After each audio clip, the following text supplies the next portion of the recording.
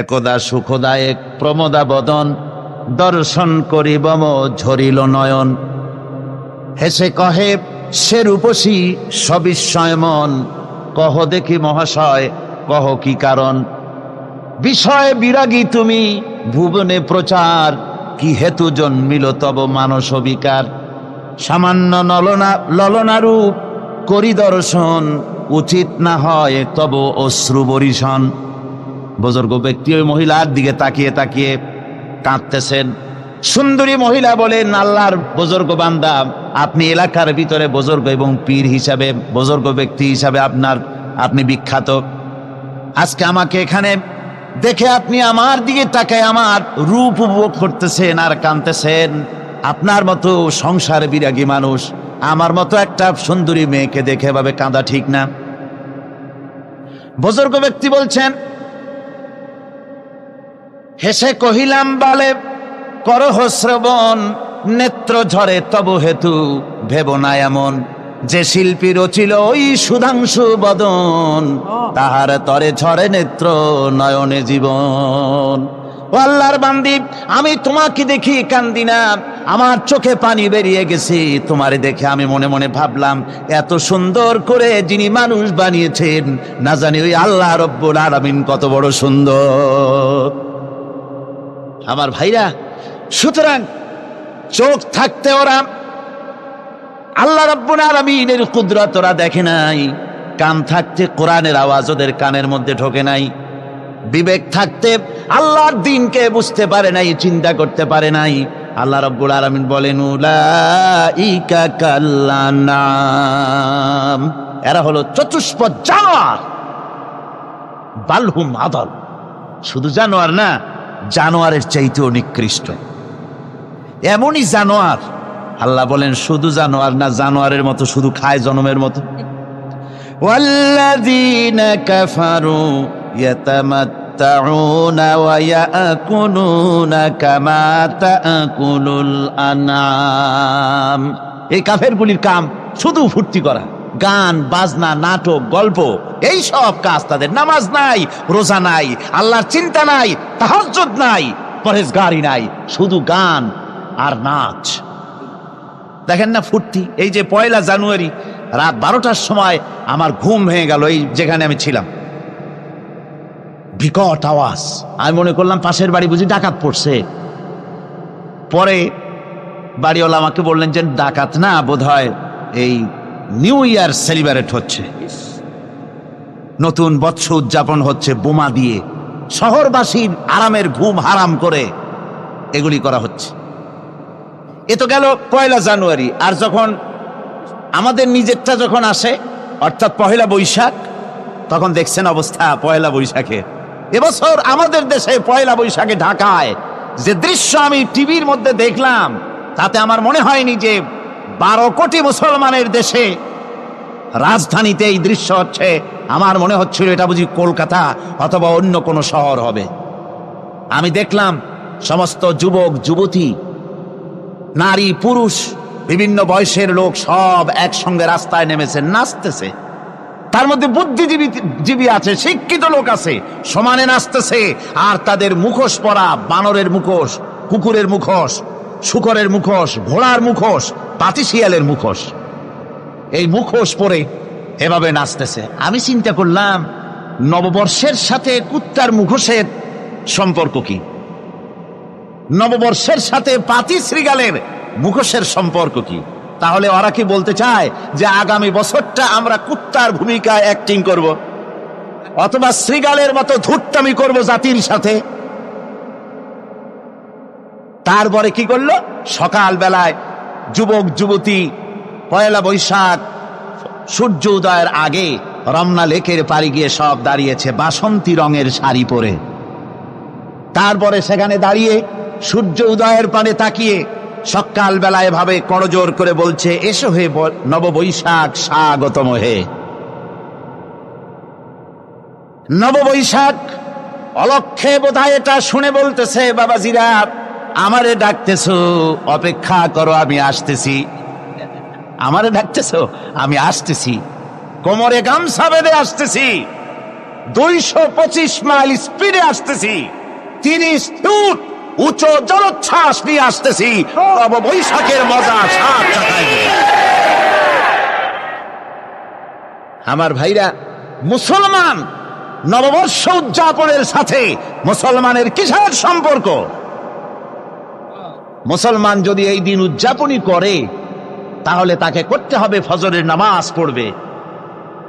মুসলমান নববর্ষ উদযাপন করবে, ফজরের নামাজ পড়বে, তারপরে কোরআন শরীফ তেলাওয়াত করবে, দরুদ শরীফ পড়বে, আল্লাহর দরবারে হাত তুলে বলবে, রব্বুনা রাব্বিন, 1 বছর পার করে দিলাম, নাফরমানি ছাড়া কিছুই তো করি নাই, বিগত বছরে যা করেছি মাফ করে দাও, আগামী বছরটা গোটা জাতি আর দেশের জন্য কল্যাণকর মঙ্গলময় করে দাও। এটাই তো বলা উচিত ছিল নাকি? বলে তা না করে, তা না বলে, বৈশাখের পরিচালককে না দেখে সরাসরি বৈশাখকে আহ্বান করা হয়েছে, আর বৈশাখ আহ্বান করার মজা জনমের মতো দেখাই দিয়েছে। আল্লাহ রাব্বুল আলামিন তাই বলেন, কাফেররা তাদের কাজ হলো শুধু খাওয়া, তারা এমন খাওয়া খায় জনমের মতো খায়, ইয়াকুলুনা কামা তাকুলুল আনাম, জানোয়ারে যেমন খায় ওই রকম খায়। তার মানে খায়, একটু বিসমিল্লাহ কয় না, খায় যখন ছেড়ে দেয় তখন আলহামদুলিল্লাহ বলে না, বাহাদ্দা খায়, আবার বাহাদ্দা খায়, ডাব একটা কাটলো, বিসমিল্লাহ নাই, খাইলো, 2-4 ঢোক খাইয়া পুরা ডাবটার ফেলাই দিল। ডাবটা কি তোমার বাজান তৈরি করছিল নাকি? একটু বিসমিল্লাহ বললা না, একটু শুকরিয়া আদায় করলাম। আমি গত এই যে ডিসেম্বর গেল, ডিসেম্বরের 16 তারিখে আমেরিকা থেকে এসেছি। ওখানে দেখলাম তারা প্রতি নভেম্বর মাসের শেষ বৃহস্পতিবার থ্যাঙ্কস গিভিং ডে অবজার্ভ করে। তা আমি জিজ্ঞেস করলাম, থ্যাঙ্কস গিভিং ডে জিনিসটা কি? ওরা বলল, এটা হচ্ছে এই যে গড আমাদেরকে সারা বছর ভালো খাওয়াইছেন, আমাদেরকে ভালোভাবে পড়াইছেন, সুন্দর রেখেছেন, এই জন্য আমরা গডকে থ্যাঙ্কস দেই নভেম্বরের এই শেষ দিনটিতে। সারা বছরের ভালো খাইছি, ভালো থাকছি, এই জন্য গভর্নমেন্টকে মানে গডকে থ্যাঙ্কস দিলাম। আমি আমার আলোচনায় সেখানে বললাম যে দেখেন, রাশিয়ার সাথে আমেরিকার পার্থক্য তো এখানে, ওরা গডকে অস্বীকারই করেছে, গডই মানে না, আর এরা গডের নামাজ রোজা বা ইবাদত কিছু করুক আর না করুক, গডের অন্তত একটা ধন্যবাদ দেয়। ওরা ওদের ডলারে লিখেছে, ইন গড উই ট্রাস্ট, প্রত্যেকটা ডলারে লেখা আমরা গডে বিশ্বাস করি। তো শুকর আদায় করলে তো আল্লাহ বাড়িয়ে দিবেন। আল্লাহ রাব্বুল আলামিনের সুন্নাত হলো, শুকর যদি কেউ আদায় করে আল্লাহ বাড়িয়ে দেন। লা ইন শাকারতুম লা আযীদান্নাকুম ওয়া লা ইন কাফারতুম ইন্না আযাবী লাশাদীদ। আমার নিয়ামতের শুকর যদি আদায় করো আমি বাড়ায় দেব, আর যদি নিয়ামতের শুকর আদায় না করো তাহলে মস্ত বড় শাস্তি তোমাদের জন্য রেখেছি। আল্লাহ রাব্বুল আলামিন বলেন, অবিশ্বাসীদের কৃতকর্ম, তাদের কাজগুলি, তাদের কর্মফল সব নিষ্ফল হয়ে যাবে। ওয়াল্লাযীনা কাফারু আমালুহুম কাসারাবিন বিকিআতিন ইয়াহসাবুহুল যামআনু মা। আল্লাহ পাক বলেন, কাফের যারা, অবিশ্বাসী যারা, যারা আমাকে অস্বীকার করেছে, অবিশ্বাস করেছে, তাদের আমলগুলি হলো মরুভূমির মধ্যে মরীচিকার মতো। মরুভূমির মরীচিকা, মানুষ যখন মরুভূমির ভিতর দিয়ে যায়, পানির পিপাসা লাগে, দূরে দেখে পানি চিকচিক করতেছে, আর ওই মরীচিকা যেটাকে সে পানি মনে করেছিল, হাত্তা ইযা জাআহু লাম ইয়াজিদহু শাইআ, যেটাকে সে পানি মনে করে ছুটতেছিল, যখন কাছে গেল আল্লাহ পাক বলেন কিছুই সেখানে পায় না, শুধু মরীচিকা, বালু আর বালু। এরকম করে যারা আমার দিনকে অস্বীকার করেছে, আমাকে অস্বীকার করেছে, তারা যত ভালো কাজ করুক আর যাই করুক না কেন, তাদের কৃত কর্মগুলি এভাবে সব নিষ্ফল। এ হলো এক কথা। 2 নম্বরের কথা হলো, ওরা মনে করেছিল সমাজতন্ত্র শান্তি দেবে, কমিউনিজম শান্তি দেবে, সোশ্যালিজম শান্তি দেবে, ক্যাপিটালিজম শান্তি দেবে। এই শান্তির চিন্তা করে অগণিত মানুষকে হত্যা করে সমাজতন্ত্রের রাজত্ব যখন কায়েম করলো, 70 বছর চলে গেল, তারপরে তারা দেখলো হাত্তা ইদা জাআহু লাম ইয়াজিদহু শাইআ, কিচ্ছুই পেল না তারা। আল্লাহর দ্বীনকে, আল্লাহর কোরআন, পূর্ণাঙ্গ জীবন বিধান, অর্থনীতি আছে, সমাজনীতি আছে, রাজনীতি আছে, কথা যারা বিশ্বাস করে না, কোরআনকে শুধুমাত্র নামাজ, রোজা, হজ, যাকাত আর বেহেশত দোজখ যারা মনে করে, জীবন ব্যবস্থা মনে করে না, এই অবস্থায় যদি মারা যায়, আল্লাহ রাব্বুল আলামিন বলেন ইন্নাল্লাযীনা কাফারু ওয়া মাতু ওয়া হুম কুফফারুন উলাইকা আলাইহিম লানাতুল্লাহি ওয়াল মালাইকাতি ওয়ান নাসি আজমাইন। আল্লাহ রাব্বুল আলামিন বলেন, আমাকে অস্বীকার করার অবস্থায়, আমার দ্বীনকে, বিধানকে অস্বীকার করার অবস্থায় যদি মউত হয়ে যায়, তাহলে আল্লাহ, ফেরেশতা এবং তামাম পৃথিবীবাসীর অভিসম্পদ তার উপরে হতে থাকে, লানত হতে থাকে। খালিদিনা ফিহা লা ইউখাফফাফু আনহুমুল আযাবু ওয়া লা হুম ইউনজারুন। এই অভিসম্পদ অবস্থায় তারা সব সময় লিপ্ত থাকবে, না তাদের আযাবকে কমায় দেওয়া হবে আর না তাদের কোন রকম অবকাশ দেওয়া হবে।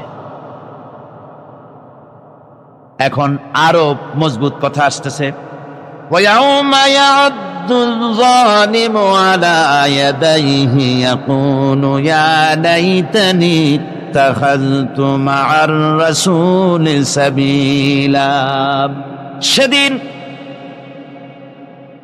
সেদিন জালেমেরা নিজেদের হাত কামড়াতে থাকবে। কোন দিন? বুঝেন না কথা? কোন দিন? কিয়ামতের দিন। কিয়ামতের দিন জালেমেরা নিজেদের হাত কামড়াতে থাকবে আর বলবে, ইয়া লাইতানি ইত্তাখাযতু মা'আর রাসূলি সাবিলা। আমার আল্লাহর দ্বীন কি যারা বুঝতে পারেন না, বরং বিরোধিতা করেন যারা, তাদেরকে বিশেষভাবে বলি, সকলকে বলছি, তাদেরকে বিশেষভাবে বলতেছি। আল্লাহ পাক বলেন, কিয়ামতের দিন যারা এই অবস্থায়, কিয়ামত হবে, কিয়ামতে যারা উঠবে, তারা নিজেদের হাত কামড়াতে থাকবে। জালেম বলা হয়েছে তাদেরকে, যারা আল্লাহর দ্বীনকে মানে নাই, দ্বীনকে অস্বীকার করেছে, ওরাই জালিম। এরা কিয়ামতের দিন নিজের হাত কামড়ে আর বলবে, ইয়া লাইতানি, হায় রে, আমি যদি রাসূলের সঙ্গী হতাম, রাসূলের আইন কানুন যদি মেনে নিতাম, যদি আমি রাসূলের কথা মানতাম, যদি আমি রাসূলের সঙ্গী হতাম, যদি রাসূলের পথ ধরতাম। ইয়া ওয়াইলাতা লাইতানি লাম আত্তাখিয ফুলানান খালিলা। হায় দুর্ভাগ্য, হায় আমার ভাগ্য, যদি আমি অমুককে বন্ধু বলে গ্রহণ না করতাম। আমার যুবক ছেলেরা, স্কুল কলেজগামী, ইউনিভার্সিটিগামী ছাত্ররা, খুব ভালো করে শোনো, আল্লাহ পাক কি বলছেন। কিয়ামতের দিন বলতে থাকবে, হায় রে, যদি আমি যদি অমুককে বন্ধু বলে গ্রহণ না করতাম, কতই না ভালো হতো। অমুকরে বন্ধু বলে গ্রহণ করেছিলাম, সে করলোটা কি? লাকাদ আদাল্লানি আনিয যিকরি বা'দা ইয জাআনি ওয়া কানা আশ-শাইতানু লিল ইনসানি খাযুলা। এই তো আমাকে প্ররোচিত করেছিল, সেই নসিহত আমাকে মানতে দেয়নি যা আমার কাছে এসেছিল।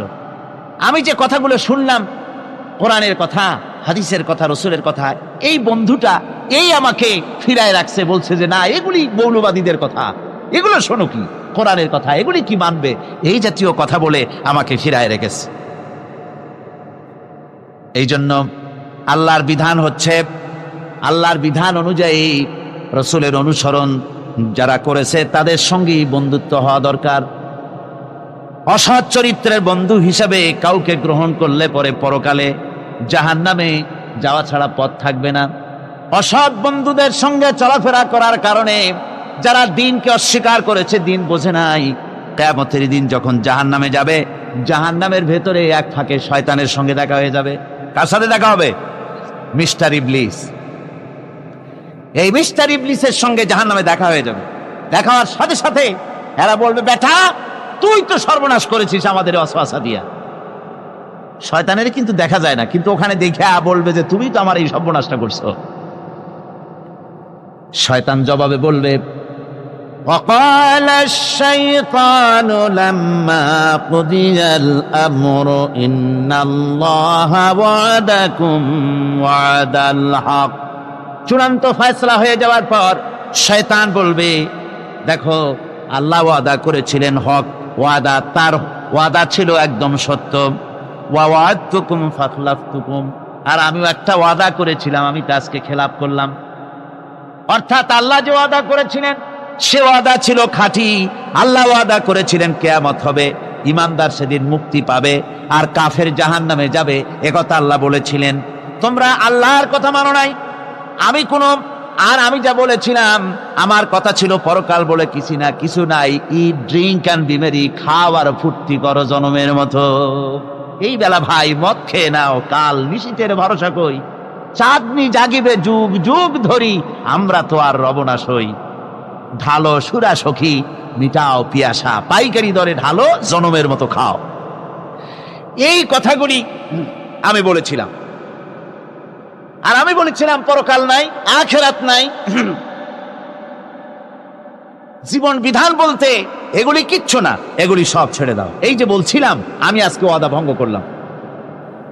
وَمَا كَانَ لِي عَلَيْكُمْ مِنْ سُلْطَانٍ, আর আমার কাছে তো কোনো দলিল ছিল না, ক্ষমতাও ছিল না। আল্লাহর কাছে ক্ষমতা ছিল। আলেমরা কথা বলেছে দলিল দিয়ে, রাসূল কথা বলেছেন দলিল দিয়ে, আর আমার কাছে তো কোনো দলিল ছিল না। আমি একটা বলছি, আমার কাজটা কি ছিল? ইল্লা আন দাউতুকুম ফাস্তাজাবতুম লি, আমি তো শুধু একটা কাজ করেছিলাম, ময়দানে দাঁড়াইয়া, মঞ্চের উপরে দাঁড়িয়ে কতগুলি কবুতর উড়ায় দিয়ে বললাম, ভাইয়ের আমার, বোনের আমার। আর এই ডাকের সাথে পাগলের মতো কোনো কিছু বিবেচনা না করে সব আমার পেছনে দৌড়ালে। কেন দৌড়াইস? আমি তো বাধ্য করি নাই, আমি তো মাথায় লাঠি মারি নাই। এজন্য কবি বলতেছেন, क्या हासियाती है मुझे हजरत इंसान पर, क्या हंसी है मुझे हजरत इंसान पर, फेल बत्तू खुद करे लानत करे शैतान पर। মানুষের উপরে তার কৃতকার্য দেখে আমার হাসি আসে, খারাপ কাজ করে নিজে আর বদনাম দেয় শয়তান।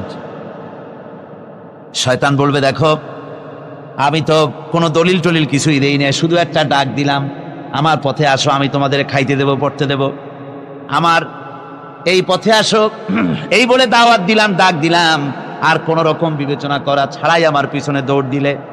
ফালা তালুমুনি ওয়ালুমু আনফুসাকুম, আজকে আমারে মালামত করো না, আমারে গালাগালি দিল না, দিয়ে কোনো লাভ হবে না। নিজেকে নিজেরা ধিক্কার মারো, নিজের কপালে ঘা দাও আর ধিক্কার মারো। কেন আমার কথা মানছিলা? কোরআনের কথা শোনো নাই কেন? একটু জোরে সরে দরুদ শরীফ পড়েন। সালাতুন ইয়া রাসূলুল্লাহ আলাইকুম, সালামুন ইয়া হাবিবাল্লাহ আলাইকুম। তাড়াতাড়ি করেন। সালাতুন ইয়া রাসূলুল্লাহ আলাইকুম, সালামুন ইয়া হাবিবাল্লাহ আলাইকুম। জোরে বলেন।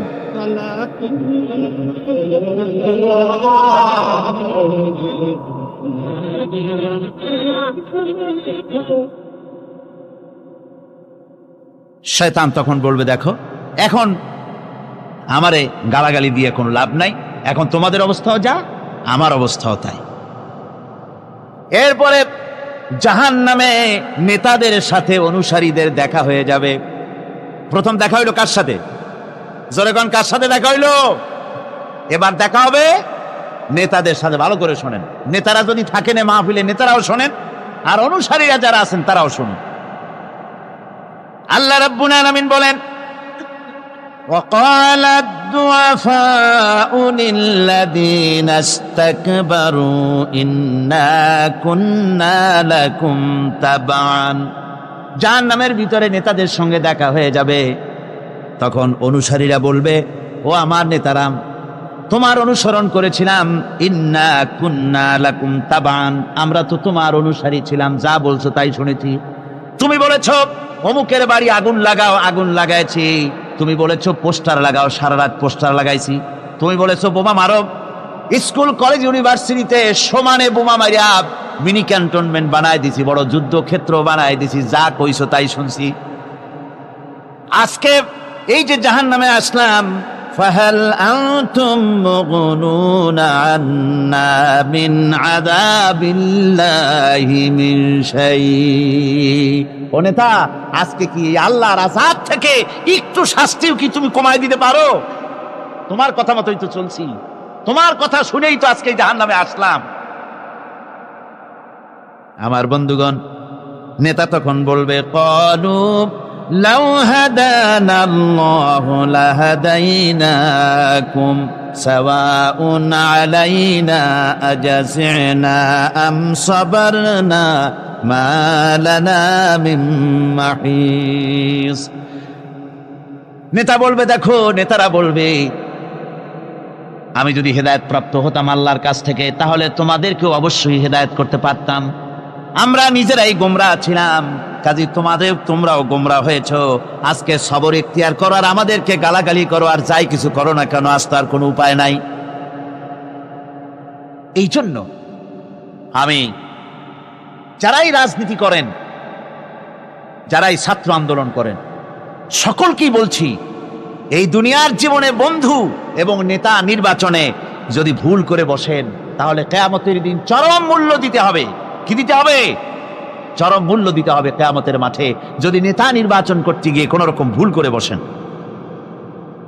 কিয়ামতে যেদিন মানুষের সমস্ত কিছু উন্মোচিত হয়ে যাবে, রহস্যের পর্দা যখন সব সরে যাবে, নিজেদের কৃতকর্ম যখন দেখতে পাবে, তখন তারা নিজেদের অপরাধের মূলে দায়ী ব্যক্তিদেরকে পেয়ে যাবে সামনে, আল্লাহর দরবারে অভিযোগ করবে এই দায়ী ব্যক্তিদের।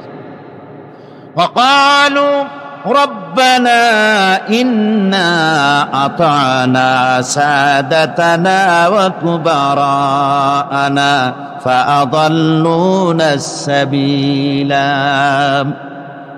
তারা ফরিয়াদ করে বলবে, অনুসারীরা ফরিয়াদ করে বলবে, আয় আল্লাহ, আমরা দুনিয়ায় আমাদের এই সমাজপতি আর এই নেতাদের অনুসরণ করেছিলাম, অনুসরণ করে এদের পেছনে আমরা চলেছি, আর এই সমাজপতি আর এই নেতারাই আমাদেরকে তোমার রাস্তা থেকে দূরে সরায় রেখেছে।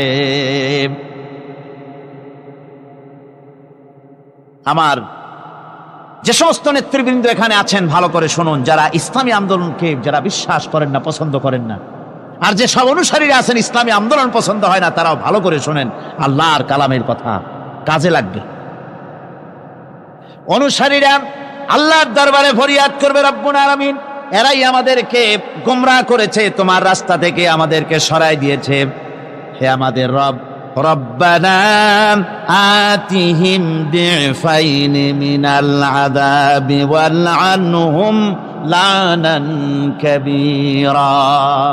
আয় আল্লাহ, আমাদের যে শাস্তি হবে তার থেকে ডবল আযাব এই নেতাগুলি দাও, আর তোমার কঠিন লানত এদের উপরে করো। এরা আমাদেরকে গোমরাহ করেছে, তোমার রাস্তায় চলতে দেয় নাই। এরা মাঠে ময়দানে বক্তৃতা করেছে, আমরা মিটিং এর আয়োজন করেছি, আসরে রক্ত চলে যায়, মাগরিবে রক্ত চলে যায়, নেতা একবারের জন্য বলে নাই আজান দাও আমরা সবাই নামাজ পড়ি। বলে? জোরে বলেন, বলে?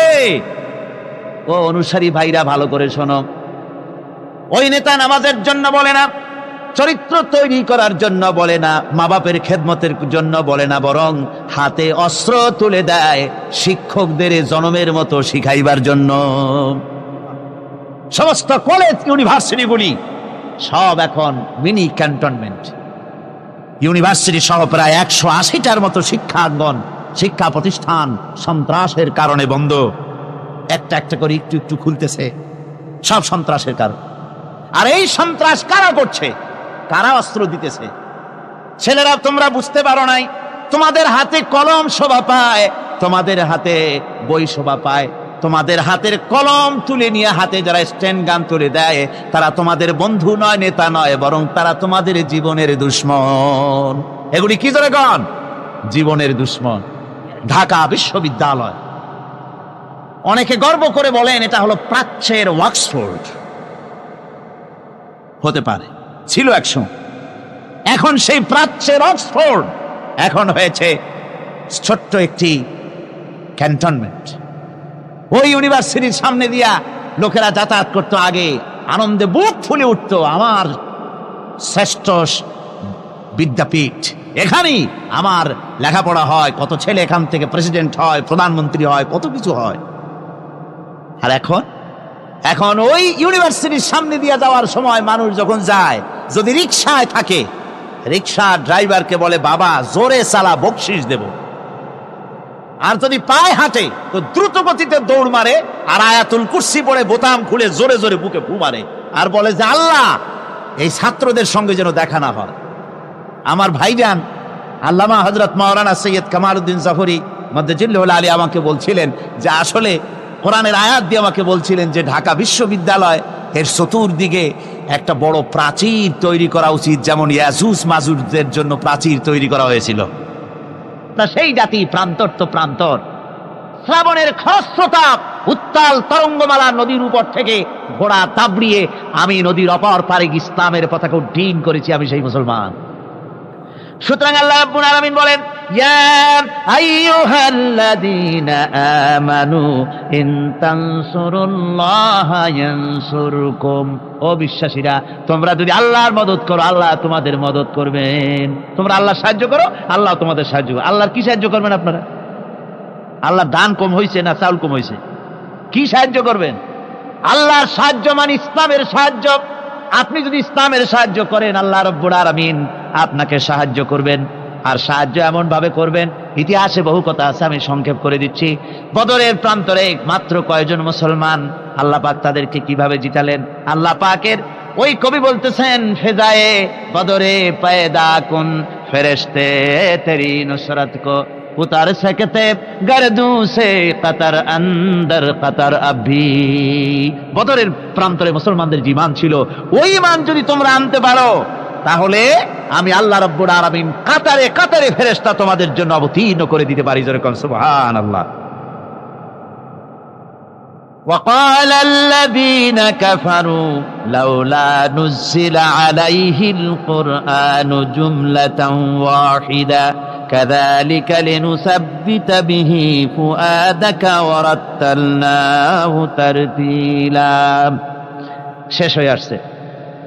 আল্লাহ পাক বলছেন যে কাফেরেরা তারা বলে যে এই ব্যক্তির উপরে কোরআন একসাথে সবটা নাজিল হইল না কেন? সবগুলি কোরআন একসাথে নাজিল হইল না কেন? 30 পারা পুরাটা এই যে একটু একটু করে নাজিল হয়, এইটা কি? তাদের ধারণা যে এটা মুহাম্মদ সাল্লাল্লাহু আলাইহি ওয়াসাল্লামের বানানো, ওই টুকটাক করে রাতের বেলায় শিখাই টিকাই দেয়। ওই যে প্রথম রুকুতে আমি বলেছি আল্লাহ পাকের কথা থেকে, ওই রকম কেউ শিখায় দেয় সেইভাবে। আর আল্লাহর জ্ঞানে যদি আল্লাহরই হবে তাহলে তিনি তো সবটাই দিতে পারতেন, একটু একটু করে দিচ্ছেন কেন? আল্লাহ পাক জবাবে বলেন, কাযালিক, এরূপ ভাবে এরকম করা হচ্ছে এই জন্যে, লিনুসাব্বিতা বিহি ফুআদাকা, যাতে করে আমি আপনার মন মগজের ভিতরে এটাকে ধীরে ধীরে ভালোভাবে হৃদয়ঙ্গম করায় দিতে পারি। ওয়ারাত্তালনাহু তারতিলা, আর এইভাবে আলাদা আলাদা করে সুন্দর করে বিভিন্ন অংশে এটাকে আমি সজ্জিত করে দিয়েছি। অর্থাৎ সমস্ত শরীয়তটা, কোরআনটা একসাথে যদি নাজিল হয়ে যেত, সমস্ত হুকুম আহকামগুলি দিশাহারা হয়ে যেত, মানুষ এটা পালন করা সম্ভবপর ছিল না। এর ব্যাখ্যা আছে, সে ব্যাখ্যা আমি দিতে পারলাম না সময়ের অভাবে। ওয়ালা ইয়াতুনাকা বিমাথালিন ইল্লা জিনাকা বিল হক ওয়া আহসানা তাফসীরা। আর এর ভিতরে একটা কল্যাণময়তাও আছে। তাহলে এই যে এই লোকগুলি আপনার কাছে আসে আর নানান কথাবার্তা বলে, নতুন নতুন কথা বলে, আশ্চর্যজনক প্রশ্ন তোলে, সুতরাং একসাথে নাজিল করে দিনি তা কি করে হতো? ওরা যখন প্রশ্ন তোলে আর বিভিন্ন কথা নিয়ে আসে, আমি সঙ্গে সঙ্গে তার জবাব দেই এবং সঠিকভাবে আমি আপনার সামনে সেই কথাগুলি বক্তব্যকে স্পষ্ট করে তাদের সামনে আমি তুলে ধরি। আল্লাযীনা ইউহশারুনা আলা বুজুহিহিম ইলা জাহান্নাম উলাইকা শাররুম মাকানাও ওয়া আযাল্লু সাবিলা। আর কিয়ামতের দিন যাদেরকে উল্টো করে জাহান্নামে ফেলানো হবে, ঠ্যাং উপরের দিকে দিয়া আর মাথা নিচের দিকে দিয়া উল্টো করিয়া জাহান্নামে ফেলানো হবে। আর এটা হবে তাদের জন্য অত্যন্ত নিকৃষ্ট জায়গা। ওয়া আযাল্লু সাবিলা, তাদের পথ ছিল চূড়ান্তভাবে ভ্রান্ত। এই উল্টা করে ফেলাবে কাদেরকে? যারা নাকি কোরআনের আয়াতগুলিকে উল্টা উল্টা অর্থ করেছে। কথা বুঝতে পেরেছেন? কোরআন শরীফকে বিকৃত করেছে, মানুষকে বিভ্রান্ত করেছে, কোরআনের আয়াতগুলি নিয়ে উল্টা উল্টা অর্থ করেছে। কিয়ামতের দিন এদেরকে উল্টা করিয়া জাহান্নামের মধ্যে নিক্ষেপ করা হবে। দেখেন না, আজকে উল্টা অর্থ করা হচ্ছে ধর্ম নিরপেক্ষতার সপক্ষে। কয় যে কোরআন শরীফে আছে ধর্ম নিরপেক্ষতা করতে হবে, বলে কোথায় আছে? কয় লাকুম দীনুকুম ওয়ালিয়া দীন।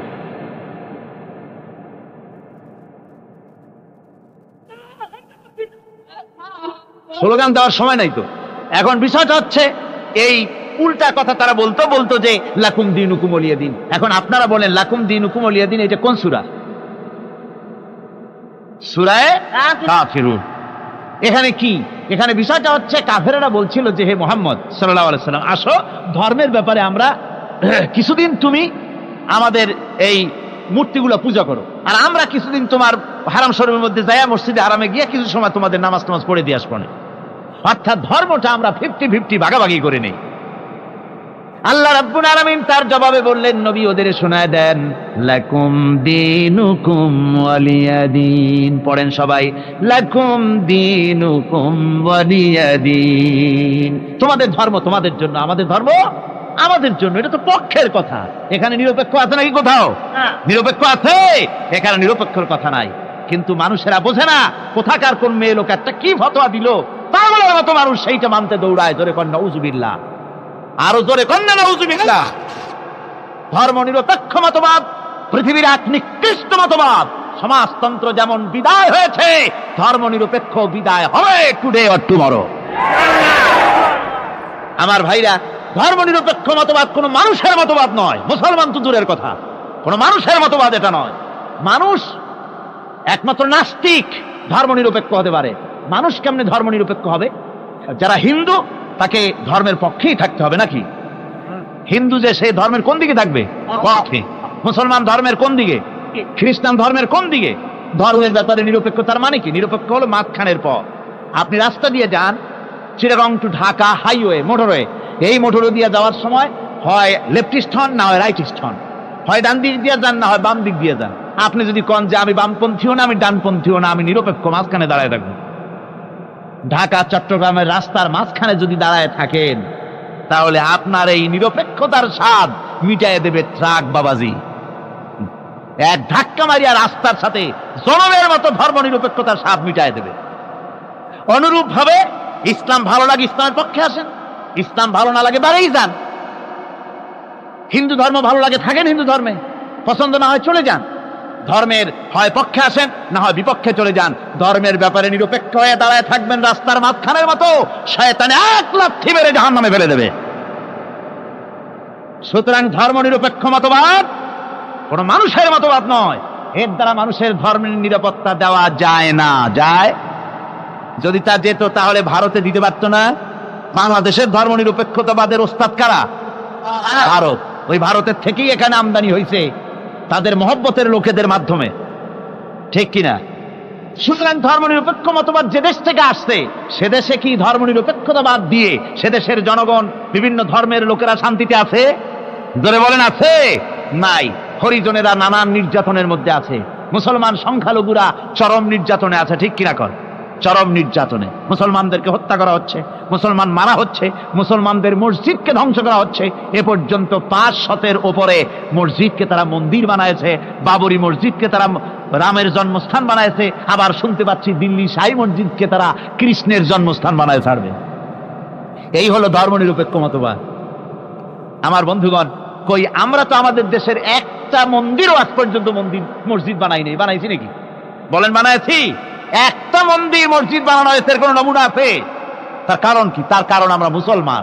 ধর্ম নিরপেক্ষ মতবাদে বিশ্বাস করি না, মানি না। আমরা মুসলমান, তাই আমার দেশে পরধর্মের লোকেরা সবচাইতে আরামে আছে, শান্তিতে আছে, ঠিক কিনা? ধরে বলেন ঠিক কিনা? ওরা বলে কোরআন শরীফ আছে ধর্ম নিরপেক্ষতাবাদ, এর দলিল আছে। কি দলিল আছে? আরো একটা তো লাকুম দীনুকুম ওয়ালিয়া দীন দিয়ে ফেলাইছেন, আর একটা কি? আর একটা আছে লা ইকরাহা ফিদ্দীন। এটা বলে বুখারী শরীফে আছে লা ইকরাহা ফিদ্দীন, অর্থাৎ দিনের ব্যাপারে কোনো বাড়াবাড়ি নাই।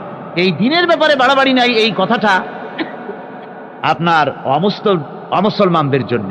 অর্থাৎ কোন অমুসলমানকে ভয় দেখাইয়া, প্রলোভন দেখাইয়া, পয়সা দিয়া কোন ক্রমে বাধ্য করে তাদেরকে ইসলাম কবুল করানো যাবে না। এটা হলো লা ইকরাহা ফিদ্দীন। এর দ্বারা ধর্মনিরপেক্ষতার দলিল কোথায় পেলেন? এর দ্বারা তো ধর্মনিরপেক্ষতার দলিল হয় না। মুসলমান যে ব্যক্তি তাকে ধর্ম মানতেই হবে।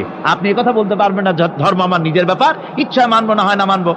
এই কি কয়, নামাজ ইচ্ছা পড়বো না হয় না পড়বো, পর্দা ইচ্ছা করবো না হয় না করবো।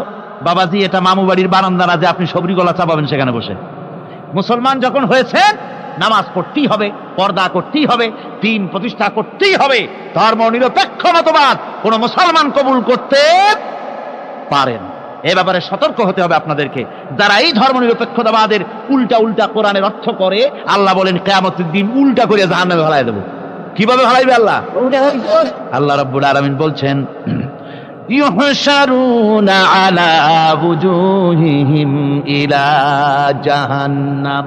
কোরআনে কারীমকে যারা উল্টা অর্থ করে, আয়াত নিয়ে নিজেদের স্বার্থে ব্যবহার করে, মাথা নিচের দিকে দিয়া ঠ্যাং উপরের দিকে দিয়া জাহান্নামে ফেলাই দেব। সেই জাহান্নামে কিয়ামতের দিন তাদেরকে থাকতে হবে এবং সেটা হবে তাদের জন্য কঠিন জায়গা, আর তারা আসলেই চূড়ান্তভাবে বিভ্রান্ত। তিন বন্ধু সফর করতে করতে অনেক দূর পর্যন্ত পৌঁছে গিয়েছে, গভীর রজনী হয়ে গিয়েছে। তিন বন্ধু চিন্তা করলে এখন কোথায় যাব। হঠাৎ করে ঝড় তুফানের কবলে পড়েছে। জিন্দেগি যায় যায়, জীবন ধ্বংস হয়ে যায়, পৃথিবী উল্টে যায়, এমন ঝড় তুফান শুরু হয়ে গিয়েছে। তিন বন্ধু বাঁচবার জন্য বহুত পথ আর পদ্ধতি খুঁজলো, কোথাও পেল না। শেষ পর্যন্ত তিন বন্ধু মিলে পাহাড়ের উপরে একটা বিশাল গর্তের ভিতরে প্রবেশ করেছে।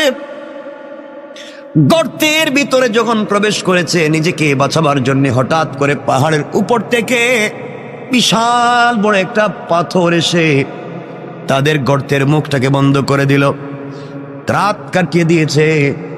ঝড় তুফান থেমে গিয়েছে। তারা যখন বের হবে, পৃথিবীর সঙ্গে তাদের কানেক্টিংটা ফেল হয়ে গিয়েছে, কানেকশন হয় না। এমন গর্তে ঢুকেছে, পৃথিবীতে কি ঘটতেছে তারা বলতে পারে না, কারণ বিশাল বড় পাথর তাদের গর্তের মুখটাকে বন্ধ করে দিল। তিন বন্ধু মিলে একসাথে ধাক্কা দিতে লাগলো। প্রত্যেকটা মানুষের শরীরের লোমকূপের গোড়া থেকে ঘাম বের হয়ে গিয়েছে, কিন্তু সরিষার দানা পরিমাণ ওই পাথরটাকে নড়ানো যায় নাই। আল্লাহ রব্বুল ইজ্জতুল জালালের পরীক্ষা তাদের জন্য মুত্তাসিল হয়ে গেল। রব এইভাবে মানুষের দিলের পরীক্ষা নিয়ে থাকে। আমার বন্ধুগণ, তিনজন মিলে পরামর্শ করলো আর বাঁচা যাবে না। দীর্ঘক্ষণ চলে গেল, মরে যাবার মতো উপক্রম, পানিও নাই, খাবারও নাই, দম বন্ধ হয়ে যায়, অক্সিজেন নাই। তিন বন্ধু মিলে চোখের পানি ছেড়ে কান্না করে গভীর রজনীতে সেজদায় পড়ে গর্তের ভিতরে আল্লাহ কি ডাক দিয়ে বলেছে, আল্লাহ, জিন্দেগিতে অপরাধের শেষ নাই, এমন কোন অপরাধ করি নাই যা তোমার কাছে জানা নাই। রব, সব তো আমরা করছি, কিন্তু বিপদে পড়ে দেখছি এখন তো আমার সন্তানও আমাকে বাঁচাতে পারবে না, স্ত্রী, মা, বাবা, আত্মীয় স্বজন কেউ বাঁচাতে পারবে না। এই গর্তের ভিতরে আমাদের খবর পৃথিবীর কোনো মানুষ জানে না, একমাত্র তুমি ছাড়া। আল্লাহ, এমন বিপদে পড়েছি, একমাত্র তুমি পারো আমাদেরকে বাঁচাতে, কিন্তু কোন মুখে তোমার কাছে হাত উঠাবো আর দোয়া করবো? আল্লাহ, জীবনে যে এমন কোনো গুনাহ নাই যে গুনাহ করি নাই, জিন্দেগিতে এমন কোনো খারাপ কাজ নাই যা আমরা করি নাই, কি বলে তোমার কাছে হাত উঠাবো? তুমি যদি বলো আমি তোদেরকে চিনি না। রব, এই অপমান থেকে, কবর থেকে, গর্ত থেকে কে বাঁচাবে? তিনজন মিলে পরামর্শ করে সিদ্ধান্ত নিয়েছে, আমাদের জিন্দেগিতে যদি এমন একটা কাজ থাকে রে, যেই কাজটা একমাত্র আল্লাহরে সন্তুষ্ট করবার জন্য করছিলাম, পৃথিবীর কোন মানুষকে দেখাবার জন্য করি নাই, এমন যদি কারো জীবনে একটা মাত্র কাজ থাকে, কয়টা? সবাই বলা লাগবে কয়টা? এমনকি আমাদের জিন্দেগিতে যদি একটা মাত্র ভালো কাজ থাকে যেটা একমাত্র রবকে সন্তুষ্ট করবার জন্য করেছি, আজকে ওই কাজের ওসিলা নিয়ে রবের কাছে চাইব। রব তো বলেছে সরিষার দানা পরিমাণ ভালো কাজ করলেও তিনি কল্যাণ দেন, উপকার দেন, ফিডব্যাক দেন। আজকে একটু দেখি না, আমরা তো গুনাহ করছি কিন্তু কোন জিন্দেগিতে ভালো কাজ আসেনি। তিন বন্ধুর এক বন্ধু বলছে, বাইরে আমার জীবনে একটা ভালো কাজ আছে। এই বলে ওই বন্ধু সিজদায় পড়ে চোখের পানি চলে কান্না করে ডাক দিয়া বলেছে, আল্লাহ,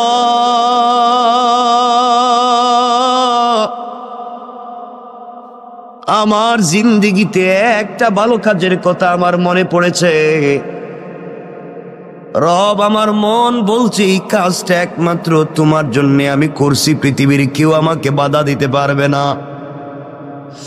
আয় আল্লাহ, আমার চাচাতো বোন যাকে আমি প্রাপ্ত বয়স্ক হওয়া থেকে যার পিছনে লেগে আছি, যাকে একটা বার স্পর্শ করতে চাই, একটা বার আলিঙ্গন করতে চাই, আমি তার সঙ্গে জেনা করতে চাই, মেলামেশা করতে চাই, তার মতো সুন্দরী মেয়ে আর নাই। কিন্তু আল্লাহ, কোনোদিন তাকে আমার ভাগে নিয়ে আসতে পারলাম না, কোনোভাবে কথা বলে ফুসলাতে পারলাম না। আমার ওই চাচাতো বোনের বিয়ে হয়ে গিয়েছে। বিয়ে হয়ে যাওয়ার পরে, তার স্বামীর বাড়িতে যাওয়ার পরে কিছুদিন পরে তার কি একটা বিপদ হয়েছে, তার সন্তান একটা হয়েছে, কিন্তু আমার মাথা থেকে তার চিন্তা যায় নাই। আমি তখনও সুযোগ খুঁজছিলাম, বোনকে যদি কোনোভাবে পাই তার সঙ্গে জেনা করব। আল্লাহ, বোন আমার কাছে কিছু ঋণের জন্য আসছিল। আমি বলছি, বোন রে, তুই যখন আমার কাছে ঋণ চাইছ, যা চাইবে তাই দিব, ঋণ না একেবারেই দিব। বিনিময়ে তোমার কাছ থেকে আমি পার্সোনাল কিছু সময় চাই, পার্সোনাল টাইম চাই। তুমি কি আমাকে একাকিত্বে নির্জনে আমাকে সময় দিতে পারবা? আয় আল্লাহ তাআলা, আমার বোন দেখেছে এই পৃথিবীতে এই মুহূর্তে টাকা ছাড়া তার সন্তান বাঁচবে না, তার পরিবার চলবে না। সে টাকার জন্য রাজি হয়ে গিয়েছে, আমি তাকে টাকা দিয়ে দিয়েছি। আয় আল্লাহ, আমি নির্ধারিত সময় আর দিন বলে দিলাম। নির্ধারিত সময়ে যখন সে যে ঘর বলেছে, আমি ঘরে পৌঁছে গেলাম। আমি ঘরের ভিতরে গিয়ে দেখি আমার বোন চোখের পানি ছেড়ে ছেড়ে কান্না করে আল্লাহরে বলছে, আল্লাহ, পুরা জিন্দগি সতীত্বের হেফাজত করেছি, পুরা জিন্দগি নিজের চরিত্রের হেফাজত করেছি। আল্লাহ, আজ না আমি বড় বিপদগ্রস্ত। আল্লাহ, কিছু ঋণ আনবার কারণে ও আমার সাথে জেনা করতে চায়, কুকর্মগুলাকে দূর করে তোমার দিনের বুঝ দিতে। আল্লাহ, তার ভিতরে কি তোমার ভয় ঢুকাইয়া দিতে পারো না? আমি ঘরের ভিতরে গিয়ে আমার বোনের হাত ধরেছি। বোন ডাক দিয়া বলছে, বাইরে, তোর ভিতরে কি আল্লাহর ভয় নাই? আল্লাহর কাছে ফিরে যাওয়ার কি তোমার ভয় নাই? রব বলেছে, ওয়াত্তাকু, ভয় করো ওই দিনকে, ইয়াওমান তুরজাউনা ফীহি ইলাল্লাহ, ভয় করো ওই দিনকে যেই দিন আমার কাছে তোমাকে ফিরে আসা লাগবে, ওই দিন তোমার হিসাব তোমাকে দেওয়া লাগবে। ও ভাই, তোর ভিতরে কি ভয় নাই? রব বলে দিয়েছে, ওই দিন যে অপকর্ম করবে, দুনিয়ার জমিনে যে গুনাহ করবে, কিয়ামতের দিনে আল্লাহ তার আমলনামা তার হাতে সোজা সোজা দিবেন না। হাতটাকে বুকের ভিতরে ঢুকাইয়া ভেঙ্গে পিছন দিকে দিবেন, আর ফেরেশতাদেরকে বলবেন, গোলামের হাতে তার কিতাব আমলনামাটা দিয়ে দাও। আল্লাহ বলবেন, ইকরা কিতাবাকা কাফা বিনাফসিকাল ইয়াওমা আলাইকা হাসিবা। বান্দারে, জীবনে যা করছো গোলাম, চলার পথে যা করছে, যে তোমার হাতে ধরাইয়া দিলাম, তুমি পড়ো। এমন সময় ফেরেশতারা বলবে, আল্লাহ, ওর মুখটা চোখটা তো সামনের দিকে, ওর হাত যে বুকের ভিতরে ঢুকাইয়া পিছন দিকে বের করলেন, আমলনামা তো পিছনে দিলেন, চেহারা সামন দিকে, আমলনামা পিছন দিকে, ও কেমনে দেখবে? আল্লাহ, আমলনামাকে ঘুরাইয়ে সামনে নিয়ে আসবো। ও আবার ভাই, তুই শুন, আল্লাহ ডাক দিয়া বলবেন, না না, ওর আমলনামার সামনে আনা যাবে না, আমলনামার সামনে দেওয়া যাবে না। ফেরেশতারা বলবে, আল্লাহ, তাইলে আমলনামা পড়বে কেমনে? আল্লাহ বলবেন, শোনো ফেরেশতারা, ওর ঘাড়টারে মটকাইয়া দাও, ওর ঘাড়টারে মটকাইয়া পিছন দিকে করে দাও, চিৎকার করে যেন কানতে থাকে, চিৎকার করতে থাকে। ভাইরে, তোর হাতটা বুকের ভিতরে ঢুকাইয়া পিছন দিকে বের করা হবে। এরপর একবারে তোমার ঘাড়কে মটকাইয়া দেওয়া হবে। এরপর আল্লাহ বলবেন খুযূহু ফাগুল্লুহু সুম্মাল জাহিমা সাল্লুহু। ওরে ধরো রে, ভালো করে ধরো, আর জাহান্নামের গরম শিকল দিয়া হাত পায়ে দড়ি লাগাও, অপমানিত গোলামের ন্যায় টেনে টেনে জাহান্নামে নিয়ে যাও। কেন রে ভাই তুই এই গুনার কাজ করে আমার সঙ্গে এত অপরাধ করবি? কেন রে ভাই তুই জাহান্নামের আগুনে জ্বলবি? ভাই তোর মনে কি আল্লাহর ভয় নাই? তোমার মনে কি জাহান্নামে যাওয়ার ভয় নাই? তোমার মনে কি আল্লাহর সামনে দাঁড়াবার ভয় নাই? তুমি কেমনে আমার সঙ্গে ওই নাফরমানি করবা? আয় আল্লাহ, আমি তো গিয়েছিলাম জেনা করতে, যাকে আমার জীবন যৌবন দিয়ে স্বপ্নে দেখি, যাকে আমি স্বপ্নে লালন করি, পুরা জিন্দগি থেকে যাকে থেকে একটা মিনিট পেতে চাই, পুরা জিন্দগি ভর যাকে নিয়ে স্বপ্ন দেখছি, আমার ওই বোনকে আমার হাতের মুঠোয় পাইছি, শুধু তার হাত স্পর্শ করছি, আমি শুধু তার হাত ধরছি। ওই সময় বোন আমাকে এই ওয়াজ শোনাইয়া দিছে, আল্লাহ ওই দিন একাকিত্বে নির্জনে পৃথিবীর কোনো মানুষ নাই, একমাত্র আমার বোন আর আমি ছাড়া। ওই দিন আমি তো গিয়েছিলাম খারাপ কাজ করতে, কিন্তু বোনের 1 মিনিটের বক্তব্য শুনে তোমার ভয়ের কথা আমার ভিতরে ঢুকে গিয়েছিল। আমি আমার বোনের হাত ছেড়ে দিয়া ঘর থেকে বের হইয়া তোমাকে চিৎকার করে বলেছিলাম, আল্লাহ তোমাকে ভয় পাইছি, বোনের কথায় হাত ছেড়ে দিয়েছি, আর জেনা করব না, এই বলে ঘর থেকে বের হয়েছিলাম, আর জিন্দেগিতে বোনের দিকে চোখ তুলে তাকাই নাই। আল্লাহ তাআলা ওই দিন তো কোনো পুলিশ ছিল না, র্যাব ছিল না, border guard, CID, DIB, NSI, DGFI কেউ ছিল না, একমাত্র তোমার কথা শুনে তোমার ভয় আমার দিলে ঢুকে গিয়েছিল। তুমি বলেছো ওয়াত্তাকু ইয়াওমান তুরজাউনা ফীহি ইলাল্লাহ, আমার কাছে তো ফিরে আসা লাগবে। ওই যে ভয় ঢুকে গিয়েছিল, ভয়ের কারণে আমি হাত ছেড়ে দিয়েছি। আল্লাহ ওই দিনের কাজটা যদি একমাত্র তোমার ভয়ে, তোমার ভালোবাসায় হয়ে থাকে, আজকের মতো বিপদ থেকে বাঁচাইয়া দাও। ওই গোলাম দোয়া করতে দেরি হয়েছে, ওই গর্তের উপর থেকে পাথরটা 3 ভাগের 1 ভাগ অটোমেটিক সরে গিয়েছে। আল্লাহু আকবার। চিন্তা করেন কি বলতে চাই। আল্লাহর গোলাম বুঝতে পেরেছে। এবার আপনারাও বুঝেন, জীবনে ভালো কাজ করলে রব কিন্তু ফিডব্যাক দিবে। আপনি আল্লাহর পক্ষ থেকে বারাকাত পাবেন, এতে কোনো সন্দেহ নাই। কাজটা যদি হয় নির্বেজাল আল্লাহর জন্যে, খালিস নিয়তে আল্লাহর জন্যে যদি হয়, দুনিয়ায় ইজ্জতের জিন্দেগি পাবেন, আখিরাতেও রবের কাছ থেকে পুরস্কার পাবেন। ওই জন্য 2 হাত জোড় করে আপনাদেরকে বলি, প্রয়োজনে আপনাদের পায়ে ধরি, বলি বলেন যদি বাসায় গিয়া পায়ে ধরতে তাও ধরি, আল্লাহর ওয়াস্তে চলার পথে রবকে ভয় করা শিখুন, হারাম কাজ থেকে নিজেকে বাঁচান।